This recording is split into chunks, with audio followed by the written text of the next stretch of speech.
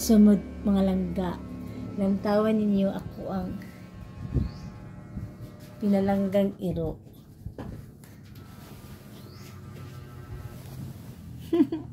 Ingunanin niyo siya matulog mga langga. So ganito siya matutulog mga langga. Para siyang taong nakahiga. So alam niyo mga langga, kwento ko lang langga.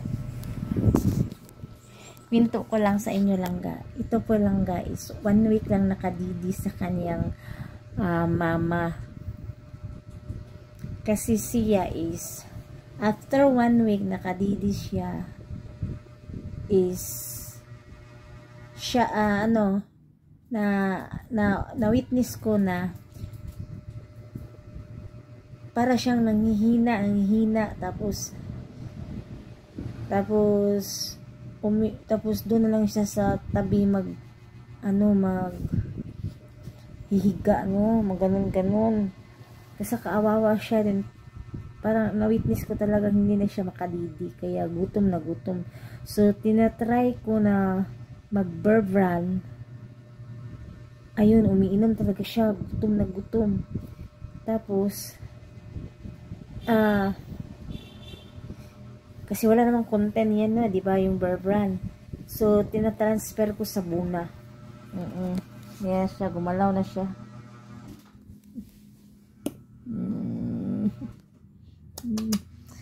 Hanggang sa nagtatry na ako, tapos chini-change ko naman yung birth straight saka verb run para ganun. Nalumpo talaga siya langga. Kasi hindi parang na-witness ko talaga na hindi siya pwede kasi walang content niya. 2 weeks pa after 1 week nakadidi siya sa mama niya.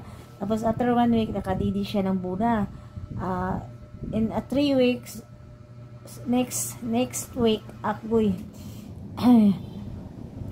pinadidi ko ng mga verb run, ganon mga verse 3, mga 3 araw inalumpo talaga siya.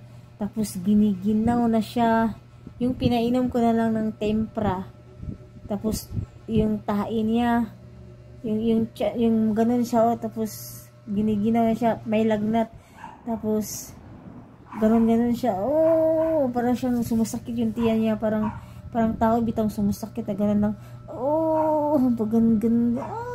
ganon, naawa talaga ako, kaya pinainom ko ng tempra. Kasi pagpunta ako ng pet clinic, napakamahal talaga, sobrang mahal pa sa tao mga langga. So wala akong budget noon, so nagtry ako ng tempra kasi iniisip ko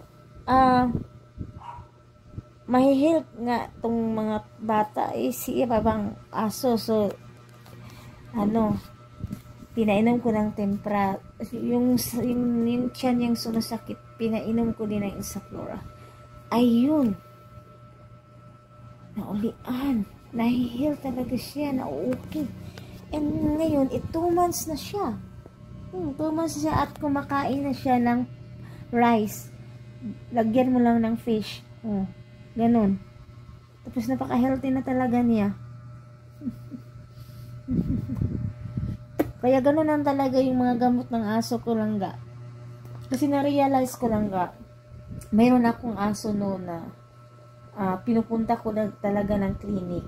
Pagkatapos ini-inject kanila, akala ko talaga mabubuhay, ini-inject kanila, diniktrosan, may dextrose, tapos may pinainom, pinadala, patay talaga yung aso ko langga, namamatay talaga siya. Gumastos ako ng mga 4K doon, lahat. Hindi, kaya sabi ko sa susunod, di ko na talaga dadalhin, tibayin ko na lang yung puso ko, mabubuhay o hindi, gagamutin kita sa paraan ko, ganun, nabubuhay na talaga siya. Malaki na to, binabiyahe ko pa ito ng malayo langga, distance talaga sa amin. Yung magbabiyahe ka ng 5 hours, nako langga, yung ginagawa ko langga, magbabiyahe kami kapag hindi auto yung car namin dadalhin, yung talagang yung canter bitaw na bibili kami ng mga fruits doon. Talagang malayo, tsaka mainit. Ang ginawa ko lang langga, pag maiinitan na talaga siya, binabasa ko siya. Dito langga, binabasa ko talaga siya. Tingnan niyo ha. Binabasa ko siya dito, sa may tiyan. Dito, tsaka sa may kilikili, diyan, binabasa ko dyan. Tapos binabasa ko dito, sa likod niya. Ayan. Kapag mainit na talaga yung sasakyan, kasi yung sasakyan ng mga light bunggo, mainit talaga yan pag hours na yung makina yung sa loob. So ganun ang ginagawa, tapos matutulog na lang yun din siya. Pagbasa na siya, matutulog na siya, tapos gumising lang siya kapag nagugutom, papainumin ko lang gatas. Pero sa ngayon is kumain na talaga siya ng rice. Kaya hindi na talaga ito masyadong lagi na lang kung nagpadpadidi ng milk sa kanya, parang bata talaga. Every 1 hour na naman. Ganon siya. So, yun ang pamamaraan ko sa kanya. Ako talagang parang akong mama niya, kasi ako magpapadidi niya. Nandito lang siya. Tumingin ka, King. Tapos yung isa niyang mata is nabubulag talaga. Ayan. Nabubulag yan. Pero nahihil na talaga siya. Gumagaling na. Kasi hindi ko alam kung sinong nakasala. Yung kapatid ba niya?